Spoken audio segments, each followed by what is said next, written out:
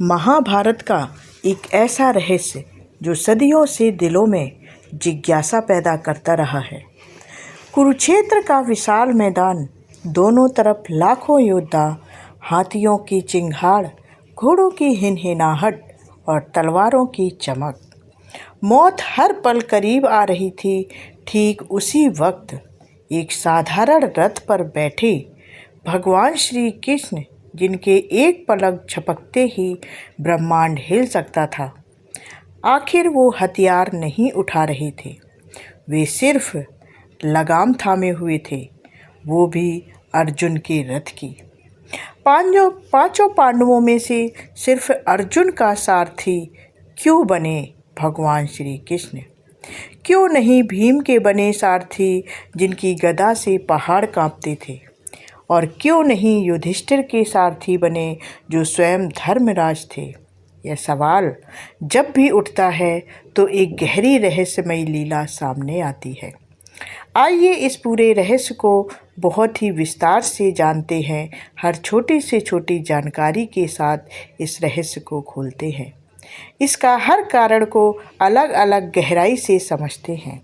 तो तैयार हो जाइए, चलते हैं इस दिव्य यात्रा पर।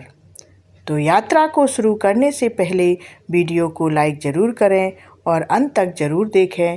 बाद में इस वीडियो को शेयर करें अपने दोस्तों और रिश्तेदारों के साथ। तो चलिए जानते हैं पहला कारण, नर और नारायण का अनादि दिव्य संबंध। सबसे महत्वपूर्ण और रहस्यपूर्ण कारण छिपा है अनादि काल में। भगवान विष्णु के अवतार भगवान श्री कृष्ण स्वयं नारायण हैं, जबकि अर्जुन नर के अवतार हैं। सतयुग में नर और नारायण नामक दो ऋषि बद्रीनाथ क्षेत्र में तपस्या करते थे। वे हमेशा साथ रहते थे और अधर्म का नाश करने का संकल्प रखते थे। महाभारत में बार बार इस बात का उल्लेख मिलता है कि द्वापर युग में वही नर नारायण अर्जुन और कृष्ण के रूप में अवतरित हुए हैं। दोनों एक ही दिव्य सत्ता के दो रूप थे। नर कार्यकर्ता यानी मनुष्य का प्रतीक थे और नारायण परमात्मा यानी मार्गदर्शक का प्रतीक थे। कृष्ण अर्जुन से कई बार कहते, तुम मुझसे हो और मैं तुमसे हूँ। जो तुम्हें देखता है वह मुझे देखता है। यह केवल मित्रता नहीं, बल्कि एक अटूट दिव्य बंधन था। इसी कारण कृष्ण ने अर्जुन के रथ को चुना। यह रथ सिर्फ युद्ध का रथ नहीं था, बल्कि पूरे धर्म संस्थापना के अभिमान का प्रतीक था। नर के बिना नारायण की लीला अधूरी रहती है और नारायण के बिना नर भटक जाता है। दोनों का यह मिलन ही महाभारत की सबसे बड़ी लीला थी। अब चलते हैं दूसरे कारण को जानते हैं, जो कि अर्जुन की असाधारण योद्धा क्षमता और युद्ध में उनकी केंद्रीय भूमिका पर आधारित था। अर्जुन महाभारत के सबसे महान धनुर्धर थे। गांडीव धनुष उनके हाथ में जादू बन जाता था। उन्होंने पहले ही कई दिव्य अस्त्र प्राप्त कर लिए थे, पाशुपतास्त्र, ब्रह्मास्त्र आदि। वे अकेले ही कौरव सेना को भारी नुकसान पहुंचा सकते थे। कृष्ण जानते थे कि युद्ध का मुख्य भार अर्जुन पर ही होगा। भीम शक्तिशाली थे, लेकिन उनका युद्ध शैली अधिक प्रत्यक्ष और गदा युद्ध पर आधारित थी। युधिष्ठिर नैतिक रूप से मजबूत थे, लेकिन वे योद्धा से ज़्यादा राजा थे। नकुल और सहदेव कुशल थे, पर अर्जुन की तरह बहुमुखी और दिव्य अस्त्रों से संपन्न नहीं थे। कृष्ण ने अर्जुन की इस अद्वितीय क्षमता को पहचाना और जानते थे कि सही मार्गदर्शन मिलने पर अर्जुन पूरे युद्ध का रुख बदल सकते हैं। इसलिए उन्होंने खुद को अर्जुन के रथ पर रहकर युद्ध की रणनीति को निकट से नियंत्रित करने का फैसला किया। सारथी के रूप में वे हर पल अर्जुन को सही दिशा, सही समय और सही लक्ष्य बता सकते थे। इसलिए उन्होंने अर्जुन को ही सारथी चुना। तीसरा कारण, अर्जुन का भावनात्मक और नैतिक संघर्ष, जो अन्य पांडवों में नहीं था, यह था। तो इसको विस्तार से जानते हैं। यह कारण बहुत गहरा और मनोवैज्ञानिक है।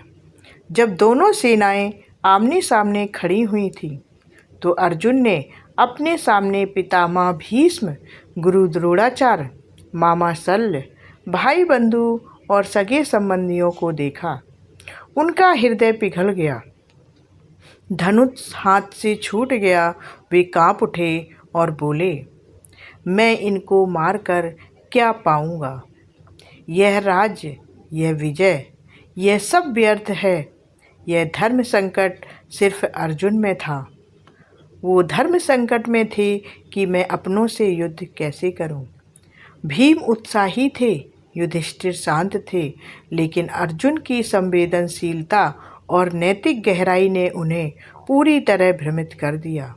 इसी क्षण अर्जुन ने कृष्ण के चरणों में समर्पण कर दिया कि अब मैं आपका शिष्य हूँ, मुझे सही मार्ग बताइए।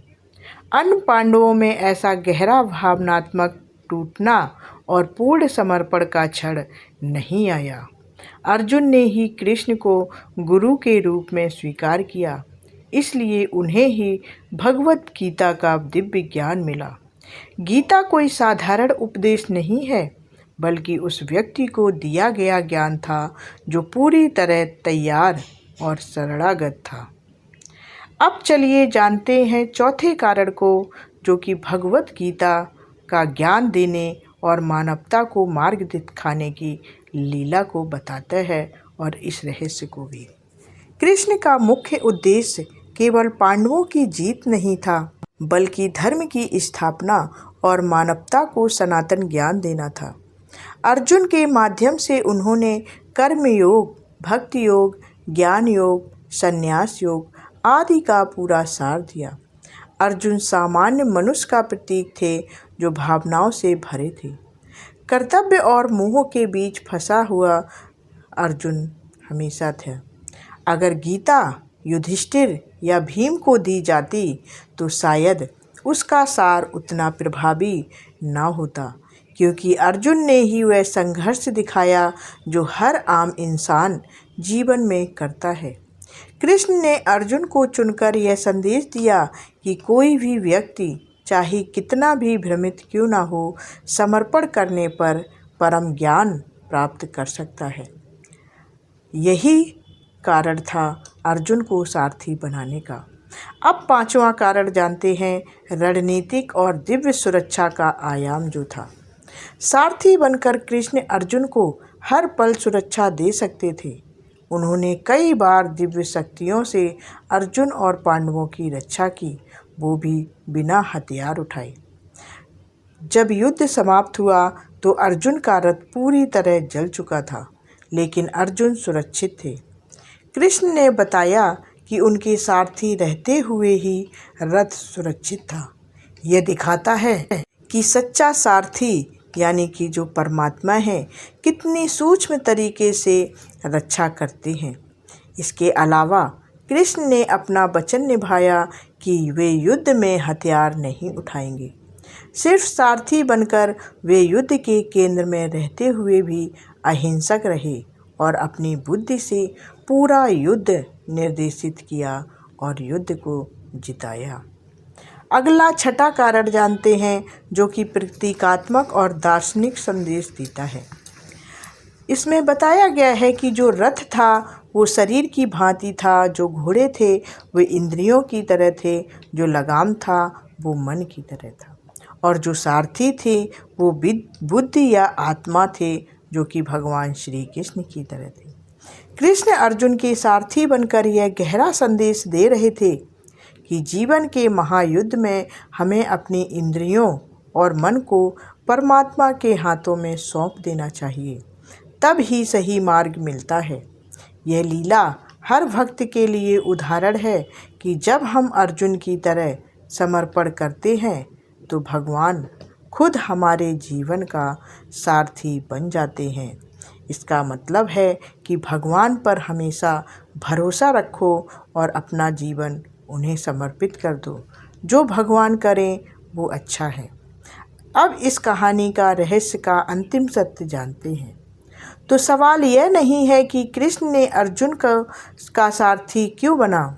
असली सवाल यह है, क्या हम अर्जुन की तरह समर्पण करने को तैयार हैं। कुरुक्षेत्र का युद्ध खत्म हो गया, लेकिन यह लीला आज भी जारी है। हर व्यक्ति का अपना कुरुक्षेत्र है, जहाँ मोह है, भय है और कर्तव्य टकराते हैं। और हर बार जब हम पूरी तरह समर्पित होते हैं भगवान के चरणों में, तब श्री कृष्ण लगाम थाम लेते हैं। तो आपको हमारा यह रहस्य कैसा लगा और आपको वीडियो का कौन सा हिस्सा सबसे ज़्यादा पसंद आया है, कमेंट करके हमें ज़रूर बताएं। और चैनल को सब्सक्राइब कर लें, क्योंकि हम ऐसे ही महाभारत के रहस्य आपके लिए लेकर आते हैं। वीडियो को अपने दोस्तों और परिवार के लोगों के साथ शेयर करें, क्योंकि यह जानकारी उन्हें भी प्राप्त हो। मिलते हैं अगले वीडियो में, तब तक के लिए जय श्री कृष्णा, जय श्री कृष्णा। धन्यवाद।